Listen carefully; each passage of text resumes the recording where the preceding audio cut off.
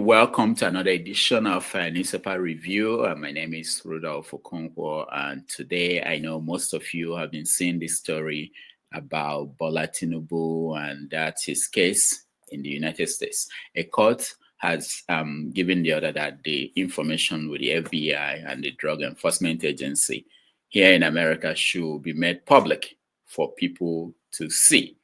If you listen to the government side, they are saying, oh, no, there's nothing new to see. Everything is all the same old story, nothing to worry about.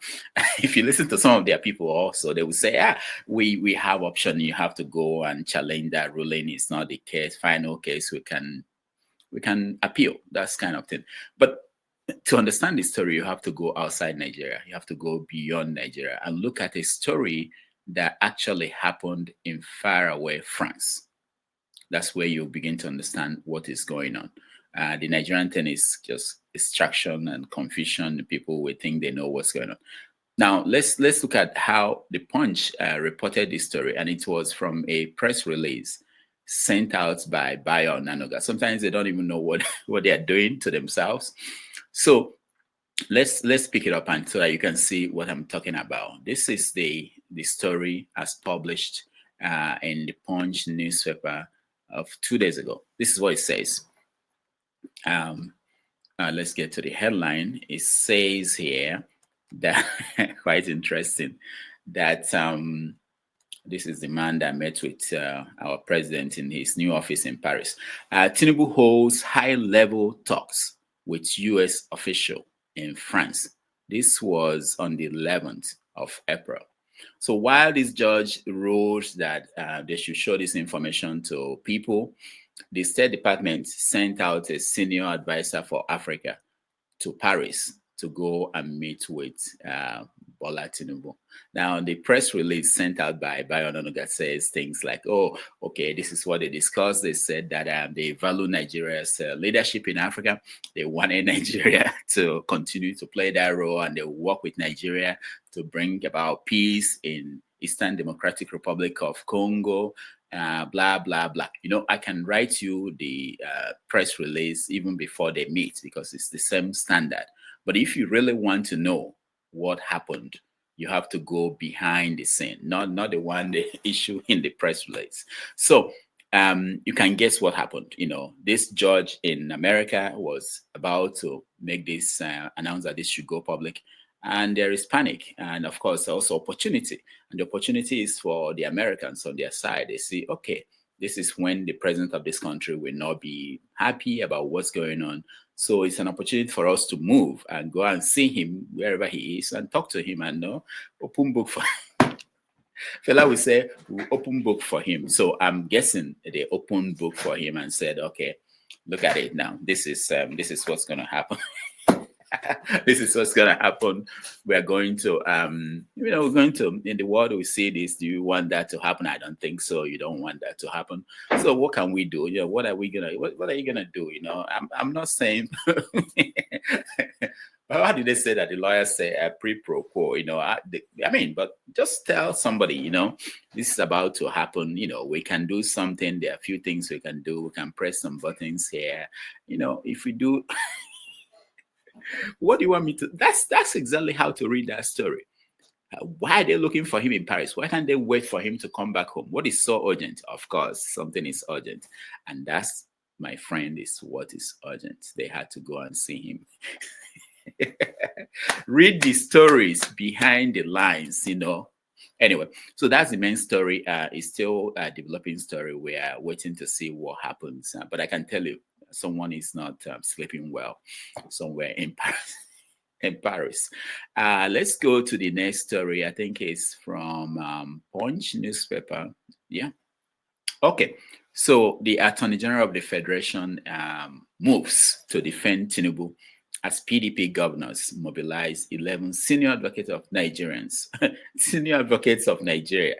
11 senior advocates of Nigeria mobilized by PDP governors to defend, to fight Tinubu over Rivers State. So you guys know what happened in Rivers State and where we are. And the governors of PDP have, they've moved and they got their lawyers and they are about to go to court. Who cares? I don't know why this should be the lead story for the Punch.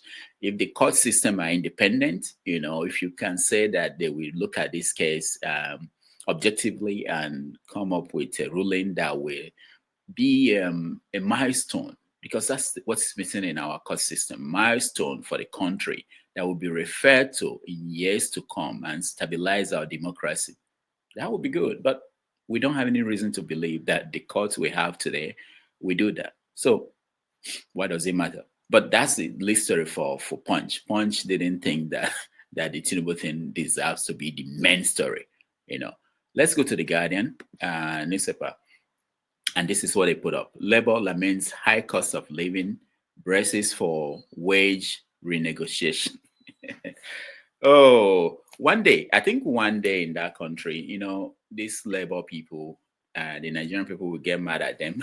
One day they will get mad at them because when they were negotiating before and they were talking about 70, do you know that some states are yet to pay 70,000? They are talking about renegotiating.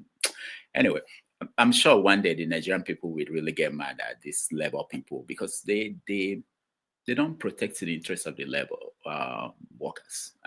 Everybody knows that.